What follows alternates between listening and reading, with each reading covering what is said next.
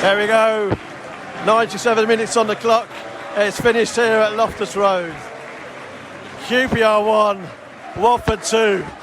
Big win on the road for the Hornets. Welcome to From the Rookery End.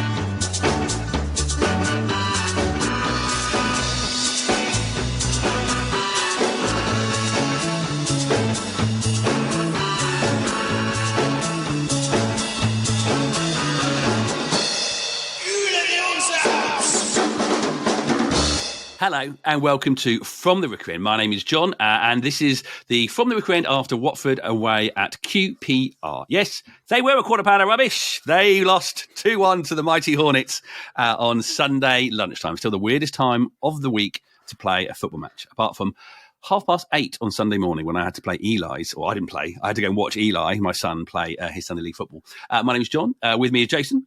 Good evening-ish. Ish. And Michael. Super Ben Hamer in goal. No, so you're saying that tune. Eli had a much better chant today. But this is the chant he came up with whilst we were watching the game today. Can score this. Can score this. Can score this. Can score this.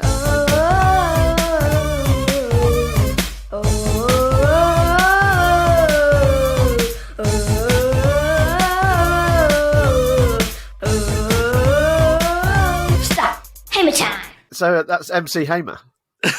Really, yeah, very good. MC Hamer. Yeah, and he had a sort of cool vibe about him in the post-match chat. He had that Eli or Ben Hamer?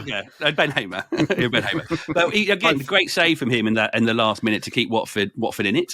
But the man of the match, or as I know these days, the player of the match, Mr. Jake Livermore. Shall we talk about his celebration first? It was a pretty cool celebration, wasn't it, Jace? It was the air of a man who says, I can do that any day of the week, mate. it's not only do it more often, then, please, Jake. Yeah, it's not only my second goal of the season, and the first one may have been from about 2 inches, but this one's from 20 yards. It was, very sort of cool, calm, collected. I guess it sort of personified him in the game. Really, he was quite a sort of cool, calm character. There are a lot of yellow cards going about, and he did get one of those yellow cards. I thought he was a bit unlucky. I'm not sure it was a deliberate foul. We just players coming together. But free kick, fair enough, but didn't seem like a yellow card. But generally, his sort of performance was a calm, composed one. Just what you need when you're up against it away from home. 2 lovely goals, and some very calm, stoic celebrations. Do 2 goals. First goal, he out-Kone, and the second goal, he out-Kiembe. But Jack, Mike, what was it like? You were there at Loftus Road. What was it? How did it feel for you? The first half was, if you imagine a 12 o'clock Sunday kickoff on a cold, grey, dreary afternoon, you can kind of get the vibe, and the game lived up to that very sort of limp billing, I thought, for the first half. Watford were, I don't know, they didn't really get into the game at all, and neither did QPR. I thought the ref was overly fussy, some peculiar decisions, and there was no rhythm. There was no rhythm to it all, and it was a bit of one of those games where it's 2 bald men fighting over a comb. It feels like, really, two teams who wish they could just hit reset and start again. And as it was for the goals, it was always going to be just a little bit of quality that was the difference. And I think Jake Livermore's celebration was sort of like, right, come on, let's get on with it now. I've done this, I've scored the goals, let's get on with sort of playing the game properly. But yeah, it was a wonderful moment. It just came out of nowhere, and because the chances had really been at a premium for both sides. And yeah, there's just that wonderful, wonderful finish. And you know what it's like in away ends when goals like that go in, absolute pandemonium. And then shortly afterwards, when the QPR didn't learn their lesson at all and left him sort of unattended, a little bit closer this time, just on the edge of the box, and he arrowed that one into the bottom left as we were looking at it, past the hapless Asmir Begovic, who, by the way, Asmir, you're definitely going bald. The best thing to do We've got a really good bird's eye view of your hair. You've definitely got a massive egg in the nest, mate.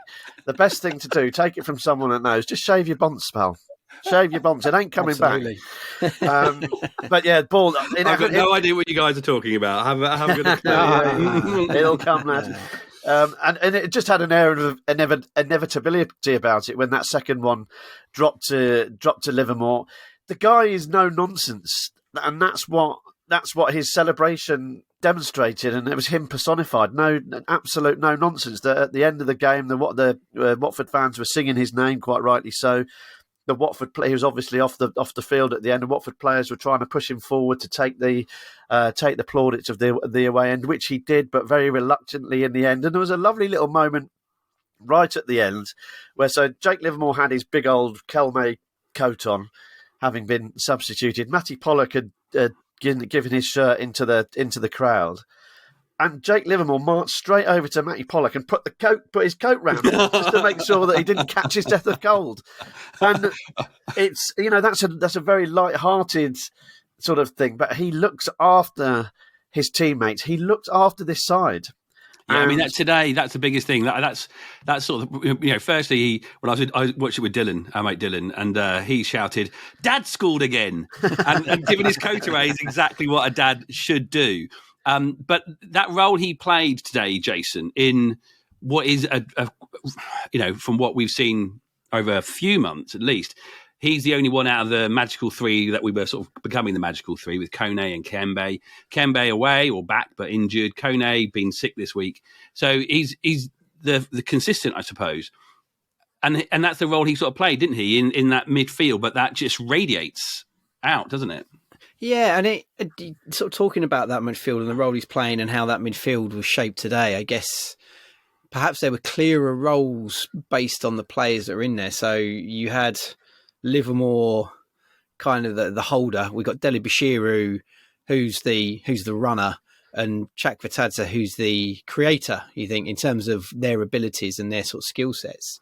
So perhaps even more important than the normal, where you've got Livermore performing that role, because maybe if a Kayembe and a Kone both capable of tackling back and sort of getting stuck in, I'm not sure you get that as much from the two that were playing in midfield with Livermore today.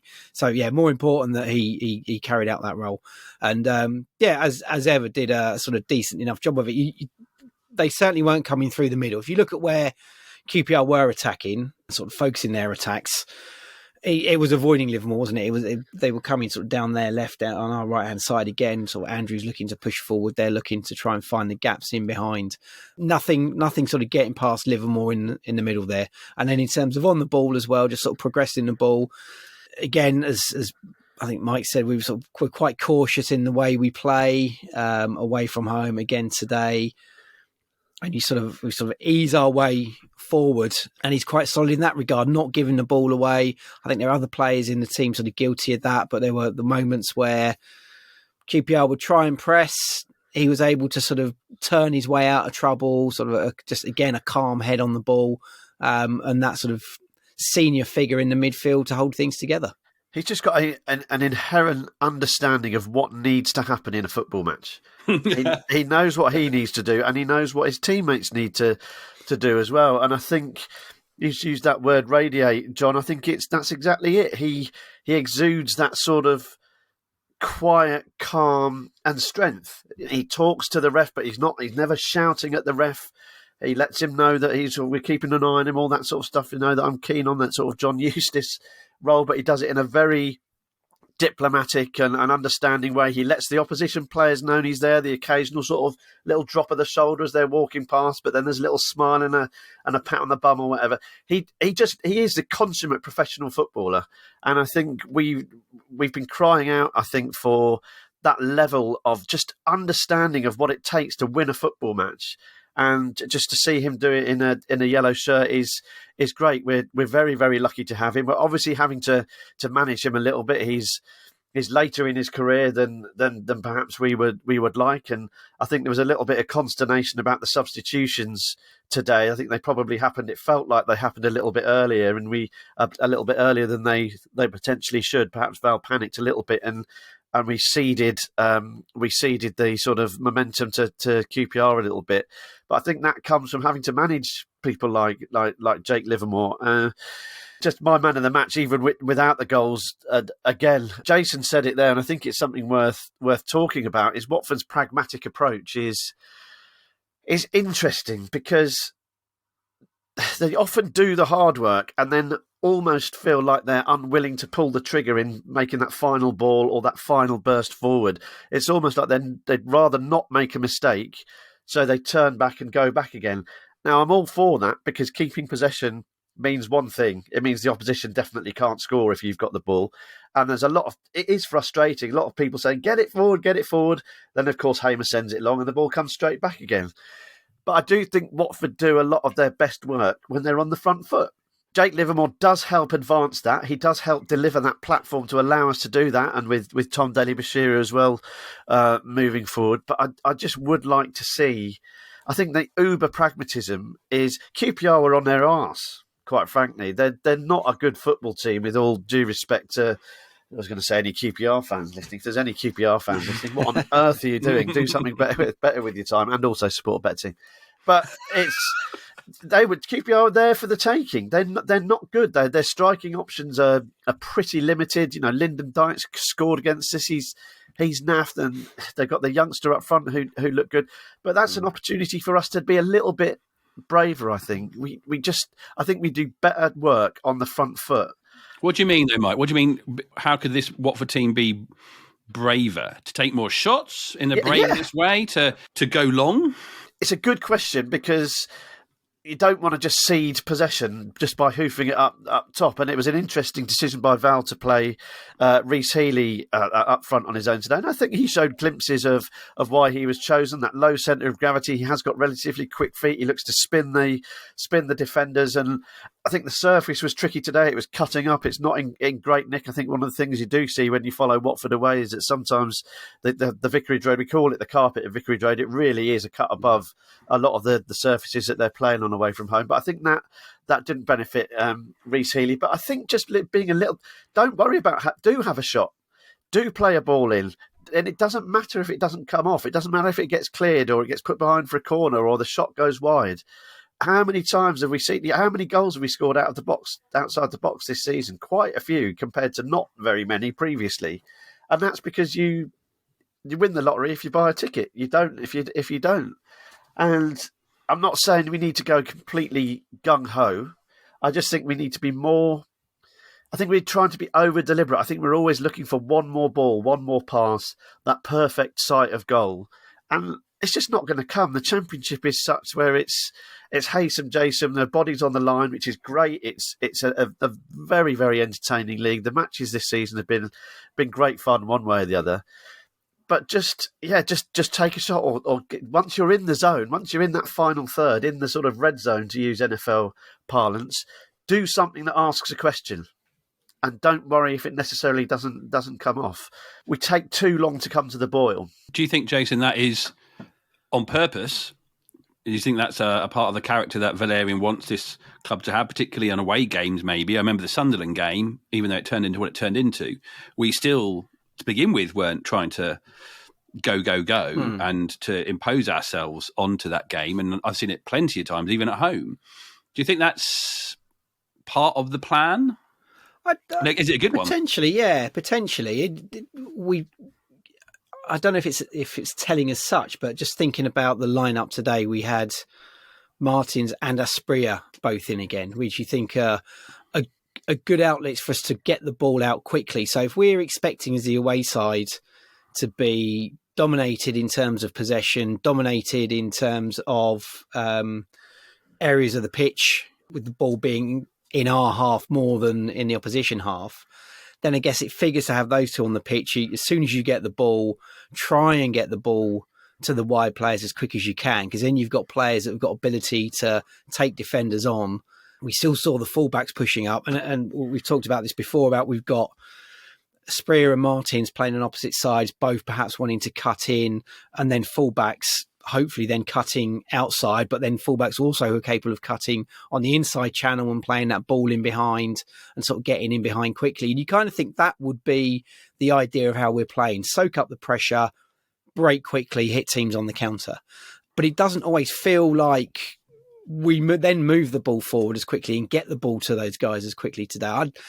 Looking at Chakvetadze as well as a case in point today. There's a player who we know, we've seen sort of glimpses of what he can do in terms of running with the ball and taking players on. And it felt like he was the more advanced of the three midfielders in central midfield. Yet it just felt like we didn't get the ball to him quickly enough or often enough in the first half. And part of the problem it felt like, from me watching it, he always seemed to have players around him. He always seemed to be crowded out. And you'd think that if we were going to sort of cede possession and position to then get the ball out to him quickly, to have space to work in and run with the ball and then move the ball wide. And there were a couple of times in the first half we did. I think one I remember was when Ryan Andrews broke quite quickly down the right-hand side and perhaps didn't get the crossing quite quickly enough and it got blocked. But when we did it right, it worked well. We just didn't do it often enough, and it's all just a bit too slow-paced to be effective. I've got a question for you, lads. I think there's definitely a caveat about today, in as much as we were missing Kone and Kayembe, that huge components in that successful midfield that we've developed over the past sort of month or 6 weeks or so. And that platform, those guys and Livermore, does give you a very, very solid midfield that just wasn't there today. They're sort of a bit light on bodies in there. But you're right, Jace, getting it spun out wide, it's just, the balls are there for to be seen, and you see the success. It's there for everyone to see, and that's kind of what I mean about the sort of uber pragmatism. Sometimes is, look, ultimately we've won the game. It's the fourth away win out of 5. It's the record speaks for itself, but it feels like we're sort of kind of making hard work for ourselves. I just wanted to ask you both about, because you mentioned him, Jace, as an outlet, as a talented outlet. Mateus Martins is, I just don't know. We're not. What are we seeing from him? The other question is, I guess, John, Mateus Martins' thoughts, and Jace, you mentioned the wingers. Can they play on the opposite side, not cut in, and just hit that head down the flanks in a more orthodox way and get the balls in there instead of having to cut inside? But John, what are your thoughts on Martins? Is he getting you out of your seat? No, the answer is simple as that, as it clearly is from the tonality of your question there, Michael. But no, it is that sort of thing, and you're right. And I suppose what I'm comparing it to is what he felt like very early on in the season. I think it was Coventry away where someone tweeted, whatever number he is, I never remember their numbers, but he was being called out as this threat that we had, and he hasn't. It's sort of disappeared. I don't think it's disappeared as the temperature's disappeared in the weather, but it feels, because his role hasn't necessarily changed that much. It's not like they've swapped him at wings or they've made him play at right back like they did Dele Bashiru, but he isn't expressing himself as much as it felt like he was early in the season. And that thing of, like you're sort of saying, that bit of fun, and having a go, he should be the poster boy for it. The Brazilian flying down the wing, showing off the skills, taking on the players, crossing the balls in, but he isn't. And if Ken was fit, you suspect he wouldn't be anywhere near the starting 11. But Jace, wrong sides? Him and swap him over? Yeah, before I do that, I'm going to put the case for Martins in. Well, maybe not the case for Martins, but just a caveat in that it was his bit of skill that created or led to the second goal this afternoon, wasn't it? Because he actually, and it was, we talk about wanting to cut inside all the time, he actually did take his man on the outside, on the edge of the box, I think he was, put the cross in that then got blocked out to Livermore to then dispatch it into the bottom corner. We know he's got it in his locker. Perhaps it is a case of he needs to do it more. He needs to be encouraged to do it more. So he is capable of doing what we think he should be doing. So case for the players on the other side, absolutely.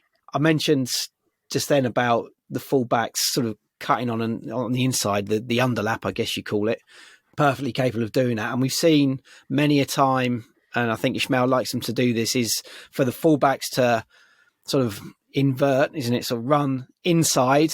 When they go into midfield, they come very central. So if you say they're in that sort of starting position when we're on the attack or when we're sort of transitioning, if they're starting to come into the midfield, then they've got that run there. They're in the right position to sort of continue that run down those channels. If your wingers are on the correct side, they've then got an outlet to play in behind, and it makes the sort of fullbacks and the defenders think a bit more. You don't know if your player's going to go down the left on the outside, or is he going to play a ball inside? Is he going to find one of the midfielders? If you've got a Chagvatatse or a Kone or a Kayembe, whoever, sort of waiting on the inside for a pass as well, it just adds to the options. And as we saw, you attack your man down the outside, you get a decent ball in, anything can happen, like today. Healy, again, not horrendous, but not imposing himself. Rajovic coming on as well for the last 20 minutes or so. Mm-hmm. Still the biggest, not nothing, but, the biggest problem that we've got in terms of it just not really, no one grabbing that centre forward position, or no one even showing that that's what we should be, or that's what we should be. Yeah, I mean, apart from Rajovic holding the ball up after 90 minutes. I mean, he held that ball up. I mean, talk about a boy who's learned a little bit in the last couple of months. But 90 plus minutes, best moment of the entire game, him holding the ball up and getting a throw in because of it. Doing the biggest way end shout of the entire day. He did well. He did do well when he came on. I mean, look, we know full well it doesn't take us or a rocket scientist or brains of Britain to point out that Watford's striking options are massively limited. In some ways, it kind of is helpful because it's so obvious what we've got. One, we've got the big man, Rajovic. We've got Healy, who was playing today, the diminutive little, tricky little character. And then Bio, who's the sort of, I guess you would say, at a push, he's the all-rounder. A bit more mobile and physical, but also with the touch as well. None of them are anywhere near the finished article. We all know that. I'm enthused by Reece Healy's performance. I think it was more industrious than anything today. But he'll roll defenders. He will roll centre backs, and he'll win free kicks. What's his finishing like remains to be seen. The jury's out, but he definitely survives to fight another day. I think we can't give up on him because we can't give up on him. We haven't got any other options. So definitely limited, but I think he can sleep easy after his performance at Loftus Road. And I think when Rajovic came on, there was a header just before QPR scored their goal. And that did feel a little bit frustrating. We had carved out a really, really good opportunity. Did what we've been talking about on this podcast so far. Ball wide, into the box, on the big man's head. And he was just unable to steer it under the bar. It went over. It was a difficult one. And then QPR go up the other end of the score. But like you say, John, when he's come on in the past couple of games, what he's done is he's rolled his sleeves up and he has stuck his arse out and he has worked hard and he has done stuff that previously, earlier in the season, he looked unable to do. That sort of little bit of physicality and doing the donkey work, if you like. He's getting stuck in, and you have to give him credit for that. He's also in the top 10 of Championship scorers. I think that is a bit of a misleading stat. Although, again, you put in, if you're the striker, you're just on goals, and he's got a few. So I like the way he's getting stuck in, and he's sort of doing what is expected of a Watford player of the class of 23-24, which is, if you're on that pitch, whatever your limitations, you pull your weight and you put the effort in. And you're right, John, it was brilliant. I was in the sort of area at the top where there's rail seating, and so there's a bit of extra space. And when he did that, everyone was sort of like running along and punch in the air. Go on, son, well done, lad. You won that free kick as the goal, the throw in as the minutes tick down, and that's valuable because it gets the crowd going again. It sort of saps a bit of energy out of the opposition, who were building up a little bit of a head of steam. So those little incidental moments are actually quite big. Yeah, they are. As you look to see out a game away from home, and we've been critical of him looking a bit of a soft touch, certainly earlier in the season. And when he's come on, he's looked like he's rolling his sleeves up and getting on with it, which is good. But we've got a problem with strikers. We haven't got a what I would argue a good enough striker. We're up to 8th, aren't we? But if we're going to be serious about staying in and around that part of the league table, we need someone who can score goals on a more regular basis. Here's a question for you. Go on then. Would you take no new striker in January if we were going to be buying a better quality one and use that money in the summer? I think they'll have to. They'll have to look at it in the summer. So what are the options? So would you prefer it? Either we stay with what we've got, which is scoring goals. We are not. It's not like we're not scoring goals. Not enough, as you say. It would probably mean we're not going to go into the playoffs, as you sort of said. But would you prefer to say, right, no, we're not going to spend any silly money now on a striker because we know in the summer we can spend a bit more, plus what we would have spent this January, and therefore get a better striker? Would you be prepared to wait, is what I'm saying. Jace? Yeah, I mean, football doesn't work like that, does it? But, no, I know it doesn't, but it's a silly I know question. What you mean. I know it's a silly question. I think so, because then you've got time to think about it. And we where we are now, 8th and 1 point off the playoffs, is in reality probably better than we thought we would be this season. Definitely. The performances have been okay. We seem to have some sort of identity in the way we play. There is inconsistency there. We see it across different weeks. We see performances like the one at home to Bristol City, where we're absolutely atrocious, and we see some great performances where we sort of steamrolled the teams, which we've done a few times. If we need to make changes in January, they're going to be subtle changes. I think Ismail's talked about if we want to get someone in, someone needs to go out, and then there need to be the right people coming in and probably replacing the people going out, so that we've got the right depth in the squad. And then in the summer, then you look to strengthen. You say with maybe spend a bit more money. I'm not sure if we'll have money to spend. Who knows? What the summer would mean will be more movement and more players being available. And it might be that the right sort of striker then comes along, hopefully. And again, thinking in terms of consistency, hopefully Ismail is still the man there. So we're not, as a football club, having to rebuild from scratch again with different coaches and different tactics. And again, we can make more subtle, but bigger subtle changes, if that makes sense. Make those, not changing things too much, but making big changes in the right places, i.e. a striker that suits the way we play. Do that properly in the summer because the right player will be available. I don't think when Ismail talks about having a tight, small squad, I don't think that's paying lip service to the hierarchy, basically a sop saying, I don't mind that there's going to be no players coming. I think he means it. And I think that is borne out by what we see on the pitch. We've discussed lots of sort of points in the game at QPR where we've seen players supporting each other, rolling their sleeves up. The way they act is like a band of brothers. And so I think that Ismail will be proud of what he's cultivated, proud of what he's done with like Jay said, with no way we expect it to be at this point. We may not, the chances are we won't stay at this league position. Who knows? But they've done that because they've worked hard and they've stuck at it and they've done it together. And I think there will be a definite concern about upsetting that particular apple cart. I think what goes out will hopefully be replaced. They will obviously look, if they get an opportunity to strengthen, they will obviously do that.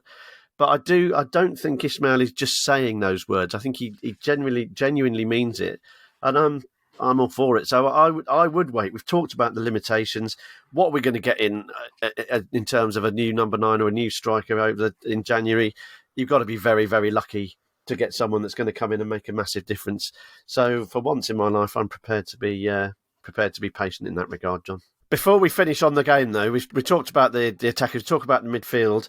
I think Ryan Andrews struggled a little bit early on, but grew into the game. Don't need me to say how lucky we are to have him. Love watching him, even when he finds it difficult.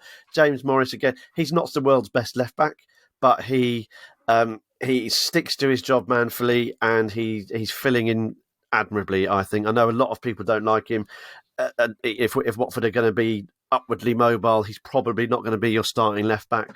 But he got stuck in when it counted. The two centre backs did an all right job today. I think the conditions were tough. Sierralta fell over pretty much straight away after the second half. QPR could have gone down the other end and scored. Another mention actually for Ryan Andrews. Late on in the first half, I think it was, Ben Hamer pushed the ball out from a fist cross, and his perfectly timed tackle undoubtedly saved a goal. So despite him not having his best 45, when we really, really needed him to do his defensive duties, which is actually often what not catches the eye with him, he was absolutely superb. But another word for Ben Hamer, who has just completely grasped the metal when it comes in. Is it grasp the metal or nettle? What do you grasp? I mean, it doesn't matter. This is the metal, not metal as in piece of metal, but it's metal. Yeah. METTEL, metal. Yeah, well, it doesn't matter what he grasps because he's got those gloves on, hasn't he? But it's the ball. He grasps the ball, Mike. Yeah, and he sort of. There was a lovely moment at the end there, sort of when Ben Hamer was just stood there, sort of.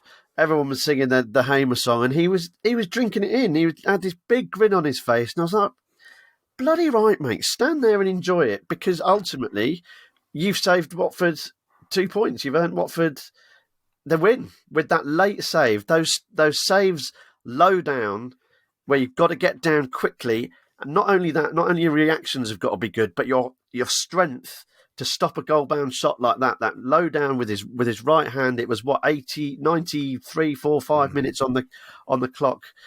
Saved.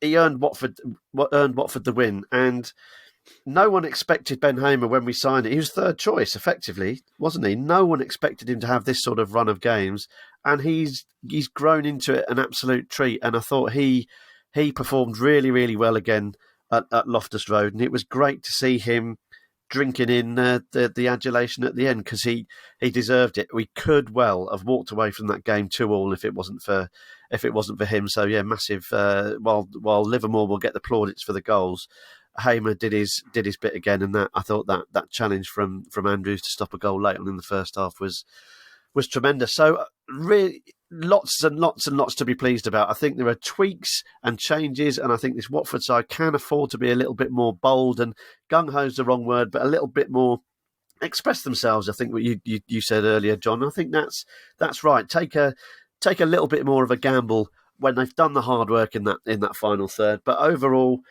it's another digging in performance, another performance where they've rolled their sleeves up, but gone toe to toe with a gritty opposition and come away with the win. And it's just great to see. Thoroughly enjoyable afternoon in the cold at Loftus Road. Grasp the nettle. N. Oh, isn't it? He's in. Well, this is from the Cambridge Dictionary. I don't know if you prefer Oxford or Cambridge Dictionary. You might be different there. To force yourself to be brave and do something that is difficult or unpleasant. Well done, man. Yeah, grabbing some stinging nettles would be a stupid thing to do and unpleasant. So, yeah, maybe that's it. This one says nettle. I might be wrong. We're the Orns, you're the Orns. Come on, you Orns! This week, the club hosted a series, I'm not sure, a pair at least, of At Your Place events. This is where, it's sort of like a fans forum, Q&A sessions where fans get to come along. Invitations were sent out after people applied via the website. One was on Tuesday at Wealdstone, Wealdstone Football Club, where we had attendees from the commercial side of the club. And then on Thursday at the Sun Sports Social Club in Casbury Estate, where we had discussions about the match day experience. And lots of people who were part of the facilities and the security were there to take questions. I had a chat after both those events. I was at both, along with Tom Wicks, who is the editor of Golden Pages, the Watford fanzine. And we had a chat how we felt after those events. So, Tom, we've just left the second At Your Place event of the week. Tuesday evening, we weren't at the gym. No, we went to At Your Place. We got to talk to and hear from many people who were the commercial side of the club, be it retail, operations, sales, as well as catering. And then on Thursday night, no, we didn't go to the pub. No, we came to another At Your Place, where this one was more about the match day experience. Two very different events, but your How are you feeling, I suppose, generally, like the overall feeling leaving those two events? Yeah, I think it was really good, really informative, and it helped people to understand why the club makes certain decisions, why they do certain things, even if people don't necessarily understand them.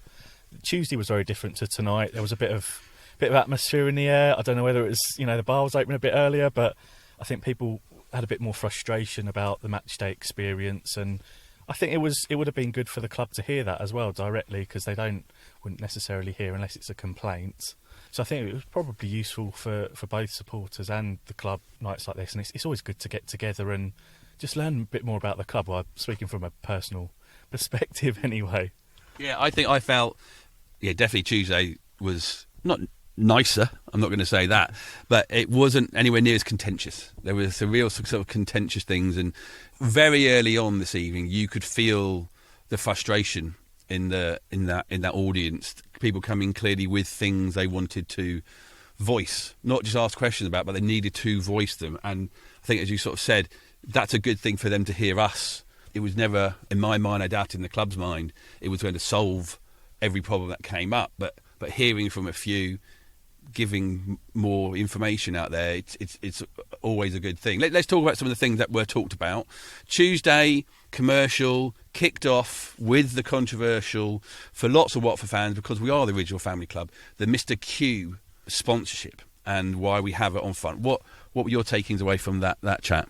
Yeah, that's something I follow quite a lot in Golden Pages, how I feel about that not being applicable with being the original family club, and I don't agree with it, but again there was more information from the club and just helping us to understand why that is and the commercial pressure in that instance. And that was the first question, and the club are very well prepared for that because they had someone from Mr. Q answering that question, and I think he disappeared halfway through. So yeah, job done in terms of that, and they predicted that.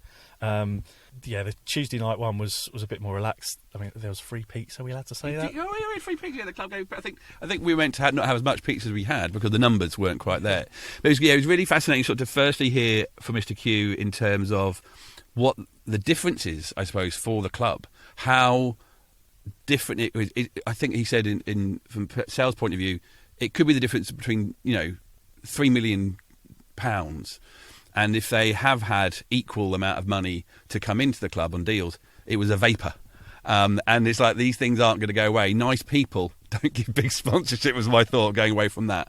But there was a lot about the trust and actually sort of the work that could also be done, knowing Mr. Q sort of, he sort of talked about it in a sense of they see gambling, because they're not betting, they're gambling like a casino, more like a recreation. And I think I don't think you do sort of see it that way, but trying to do some work with the club or the trust, and there are some hurdles with that, it seems. I don't think it changed my mind necessarily on the position, but yeah, again, it's a bit of context, and I think they were trying to sell Mr. Q as the local good bookmaker rather than the big bad lad Brooks or William Hill or any other, name another. But yeah, I think that there were other parts from that night. It was good to hear about the Kelmy deal being extended and the club's perspective on that, and a few sort of little tidbits like the season tickets, the half-season season tickets. I asked the question about there being a potential season ticket price rise next year, and what I took from that was there might not be, or they were trying not to do that. It's good to hear and get that sort of information and what the club are thinking when they're making these decisions. So I found that really useful, the Tuesday one in particular. And I like the fact that Kelmy thing, that made me think, I think I put it in one of our Instagram posts, I sort of said, it does seem to be that the deals the club have at the moment are working better for them in terms of how they work with their partners. The Kelmy one really highlighted it in terms of the difference between Kelmy and Adidas from the club's point of view. I think he said they didn't feel loved by Adidas, but they're getting a lot of love and a lot more adaptability, I suppose, and help to do things such as like the women's kit. The fact that they could order small numbers that they know that they're going to fill rather than having lots and lots of waste. So I think that was great to hear that they've now got better partners that they can work on these things a lot nicer. A little bit about a new stand, a new stadium did come up, but that was just more like just answering a little question. But I tell you what, tonight in the match day experience, several of the things that came up, I sat there after Tuesday going, do you know what? I think a new stadium would actually solve all these problems. Not that I want one, but it would solve a lot of these problems. But tonight, again, we said the slightly more contentious side of things, but the hot topic was about stewards. Can you sort of talk us through about some of the different problems people have had with stewards? Because, I'll be absolutely honest, I don't have any problem with stewards. If they've sent out communication telling me something that I'm not allowed to do, I'm sure they have. I don't read the emails. And that's on me. That is on me. So I can't sit there and complain, and I haven't tried to take a flask in, and I haven't tried to take an umbrella in. So what other things would people sort of just seem to have some grievances with? It seemed to be a lot of personal experiences people had had. The inconsistency with the stewarding, sometimes being heavy-handed, not appropriate, and the way that things are handled by stewards. And there were a lot of examples about people sort of from game to game, and that was something that it's difficult to answer, because it's almost like from the club's perspective, you almost need a complaint to come in to investigate that single issue. So they're looking at like overarching issues, shall we say, and it seems from the club's perspective like quite a difficult environment at the moment for stewards. The numbers are going down. It's harder to get them in, and perhaps the quality they like. But I think there's sort of an element of what I picked up was the lack of customer service, perhaps, and football's changed. There's more security checks in place. That's not on the club.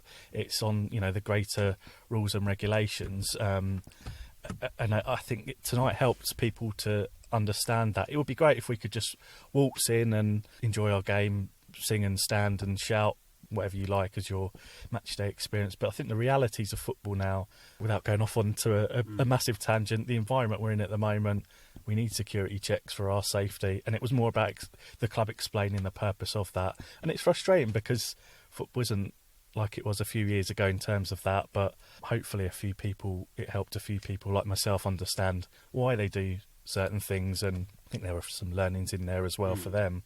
Did you feel that as the evening went on that, I'll say the hostility, let's say, that came into that room to begin with, anger ramped up all of a sudden, but did you feel it dissipated as we grew to know a bit more about situations?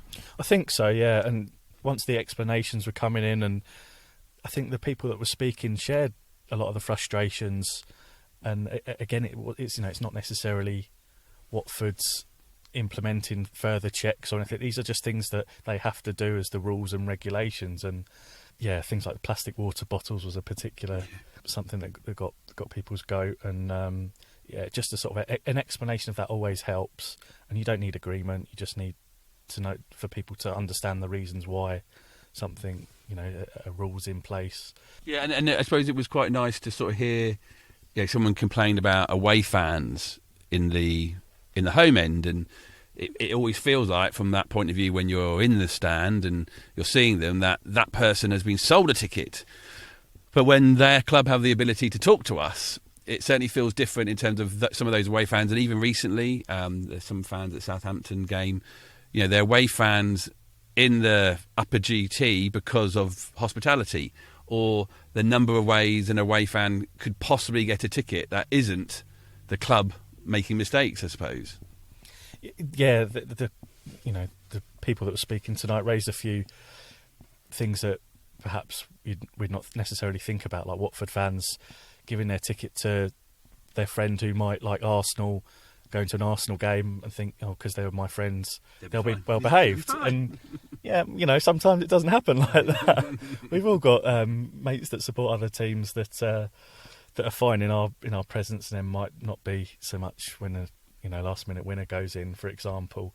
It's not been an easy time to support Watford the last couple of years. You add COVID onto that, and the personal experiences away from football, and then you've also got the frustration of being pent up and people having to watch at home, not being a part of the club. And I think there's still a bit lingering from that as well. Yeah, I don't think we've necessarily had the chance to get over that. We missed that promotion, and we never got a chance to celebrate that together. But also felt quite interesting to hear a lot about the little things that are changing. And again, I put that down to if I turned up with an umbrella, if I turned up with a thermos flask, if I turned up with a flag, those things have clearly had flashpoints in the stadium for individuals. The knowledge, I'm sure, is out there and has been put out there. you're sort of a fellow who would look those things up. I'm not. But did you feel the crowd accepted it at least a bit? I think so. It seemed that way as the night went on. As you said, it seemed to get a little less. The atmosphere dampened a little bit. There's one fellow who sit right near us, and he sort of said at the half-time break they're swerving things, and I worry, like, very early on, all the different legislation they talk about. Yeah, he had all the books out in front of him. I saw you get quite excited about all those those technical books there, Tom. And he sort of put that, and I was worried that he was going to hide behind them, and they were going to be a barrier for any sort of conversations. My point of view was I didn't think they were dodging things. Did you feel that? I didn't know. I mean, I've got a bit of empathy with the people that were on the panel, because no one wants to listen to the legalese and the terms and conditions and why you can't do something. But, you know, certainly in the context of football as well, it's not easy to hear, but sometimes you do have to hear it, and helps to process the reasons why you have your bag checked or you're not allowed sharp objects, something like that. Most of it seemed to be, if not all of it, seemed to be covered. There was the bit about the hot and cold foods. I thought that was quite interesting to hear the club's approach to that as well, from a sort of non-safety aspect, and, you know, about their contract and the impact that has. You can actually see quite an element of frustration from the club, almost like they're stuck in a rock and a hard place with the contracts that they have that are always being renewed at different times. But that, I think, particularly was quite nice to sort of see them as people sort of talk about that, rather than it be, you know, those flashpoints you have as you're walking into the game with a bag of chips or whatever it is. That's where it was. Yeah, that's the difference.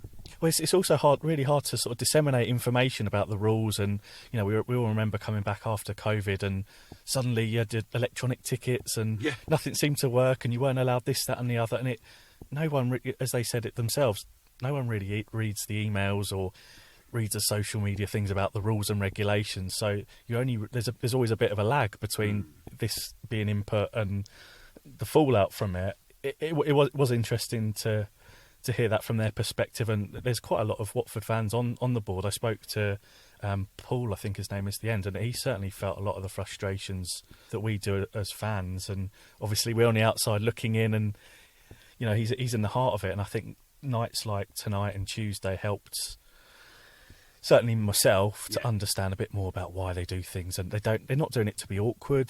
It's just not the hand they're dealt, but you know, the framework in which they've got to operate, and, you know, there's things that they could definitely do better, but also there's quite a lot of restrictions as to what stops them from you know, returning to the days of old where you could bring a cup of soup in at 90 degrees and drink that in the middle of January.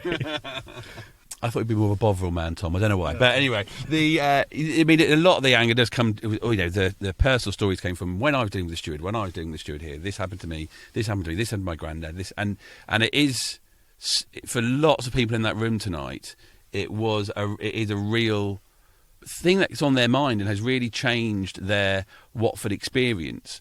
And I personally I took it as, you know, I don't speak to every single Watford fan.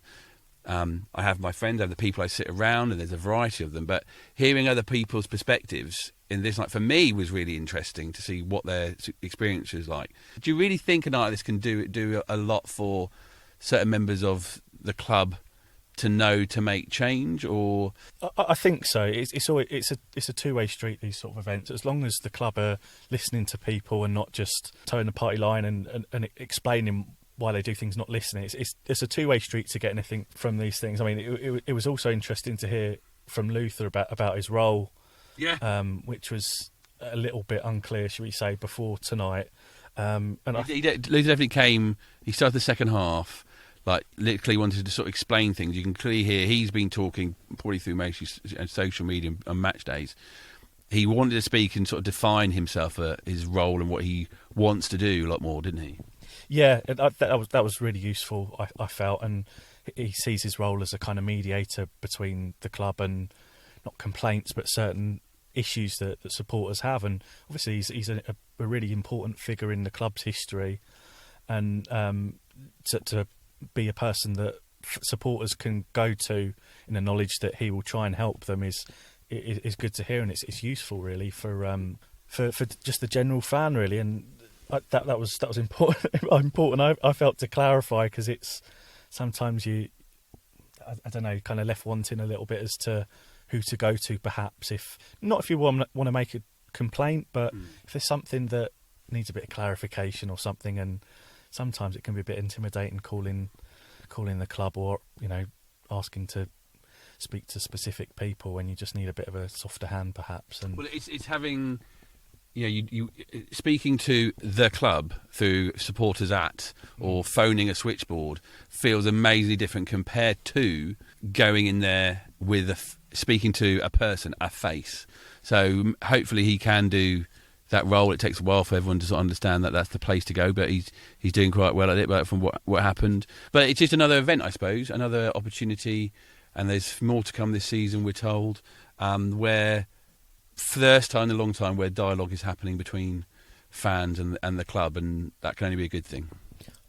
I'm a little bit sceptical in terms of the reasons for doing it. I think the more they occur, and if there are more, as they said they would do later on in the season, then that's great from a supporter's perspective. I know they've got obligations to engage with fans under the EFL rules and stuff, and I'm sorry for explaining the legal stuff. It's it's just my part of my job as well to do that. But the more these sort of things happen, the better.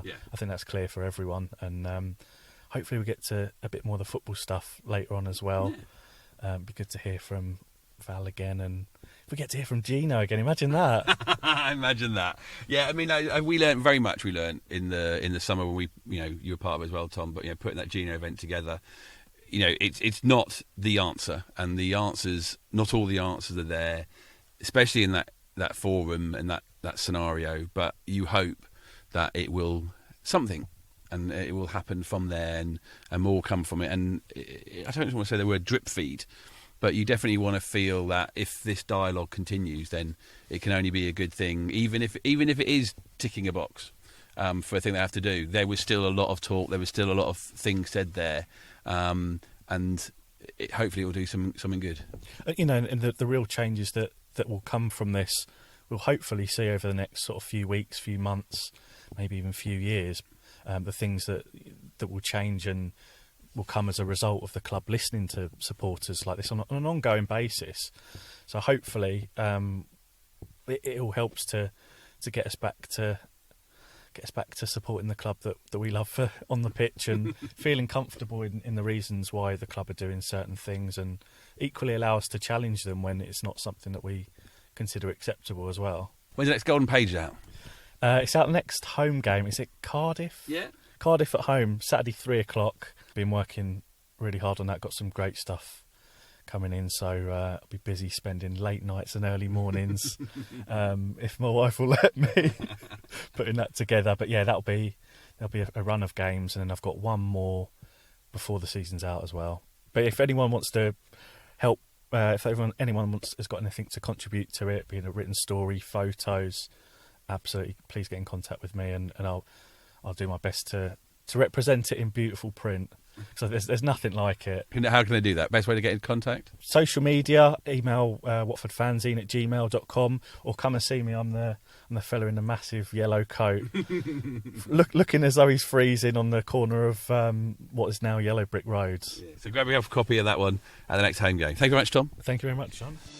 A podcast made by Watford fans for Watford fans. From the Rookery End.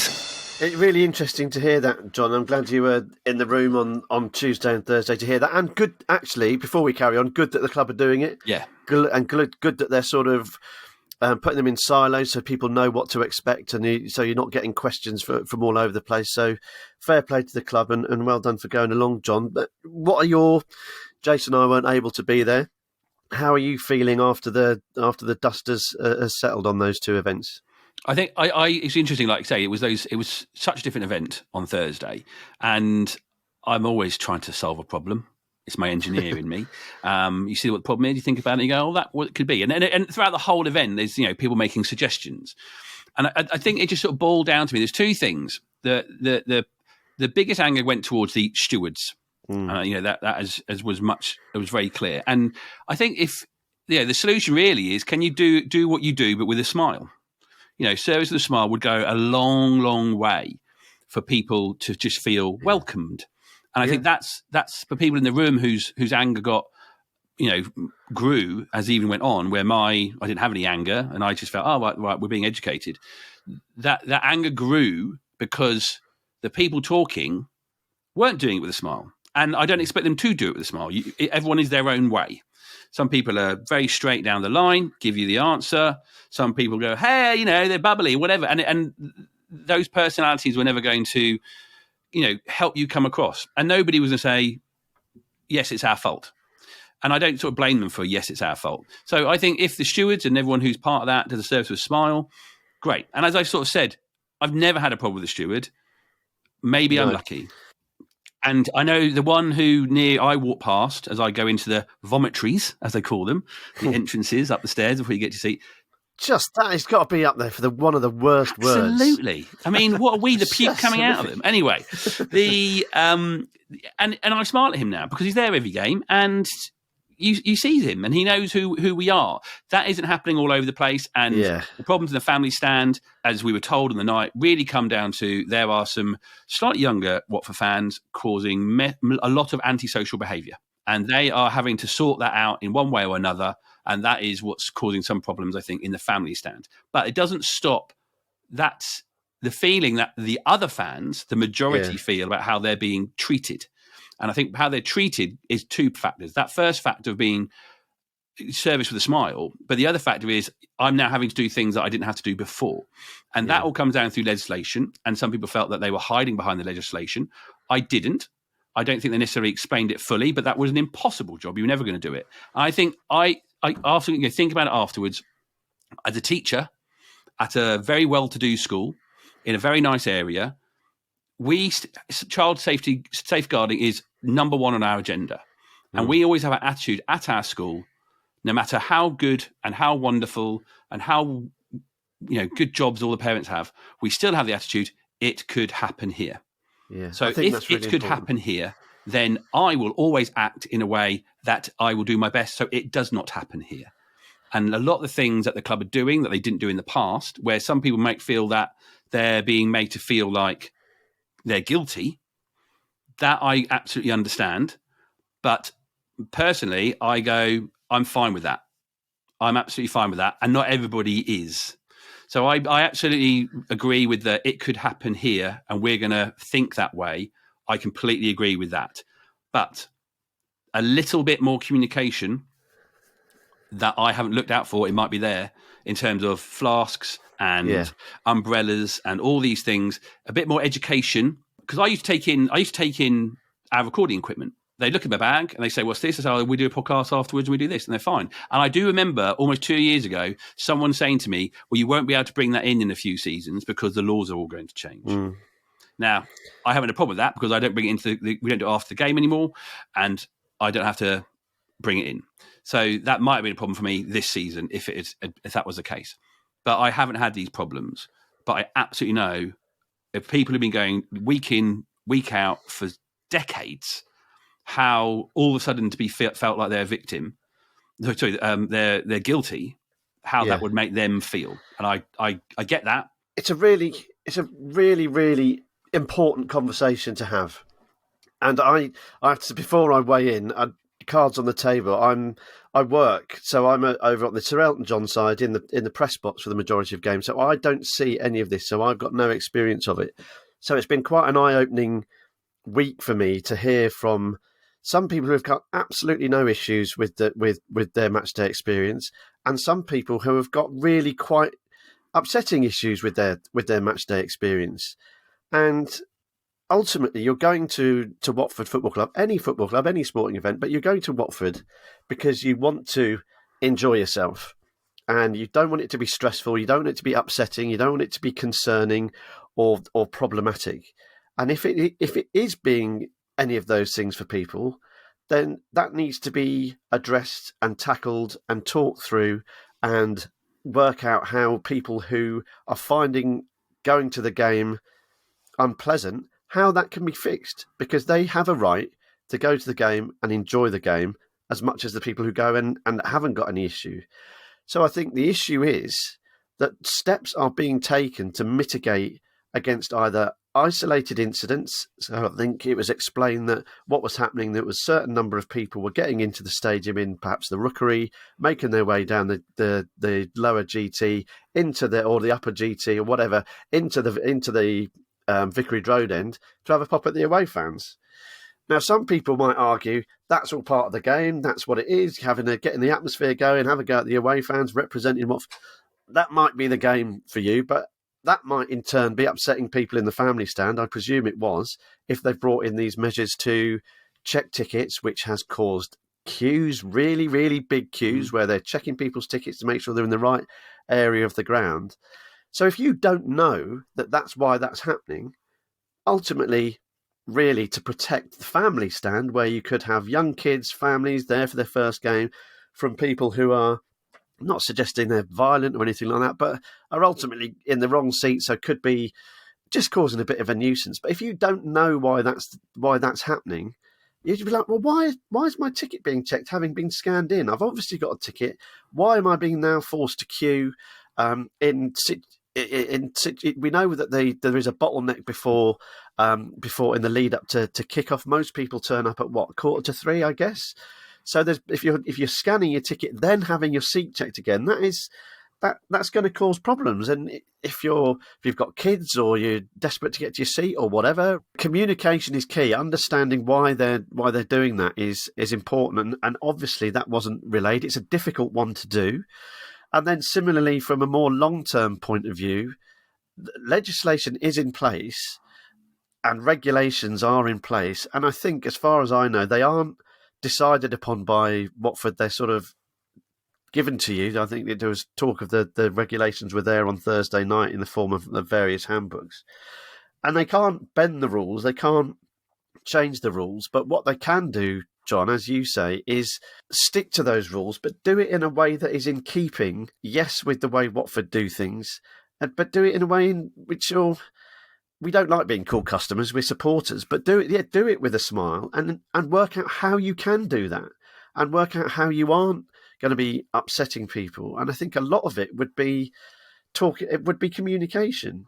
So as far as I can tell, the flask thing, for example, if it's freezing cold, it's quite nice to have a cup of hot chocolate or a cup of tea. And if you've been doing that for 3 decades, 4 decades, 5 decades, and then all of a sudden the next minute you can't, there might be a good reason for it, but that was never communicated. Similarly, for example, umbrellas. Now, I assume big golf umbrellas, the reason that they're not allowed is that if everyone in a row has got a massive golf umbrella, it's underneath your seat, and then for whatever reason you have to evacuate, that could potentially make it difficult. So that's probably why. Luckily, it feels like a far-fetched situation, but it could happen. And I think ultimately, on any given match day, a pretty high percentage of my immediate family and friends are going to be in Vicarage Road Stadium. And if steps can be taken to make sure they're safe, I'd rather it was done than not. And I'd rather we talk about it now than we're looking at it afterwards. No matter how unlikely it might feel, or no matter how far-fetched it might feel, or how petty it might feel, I'd rather the conversation was had now than after something where people that we love are hurt, injured, or God forbid, even worse. So it's a serious, serious issue, but it's also a serious issue that the match-going experience is protected, and the match-going experience for Watford supporters is a good one. I think if there's new regulations and new rules and new parameters and new challenges, there are always going to be issues around that.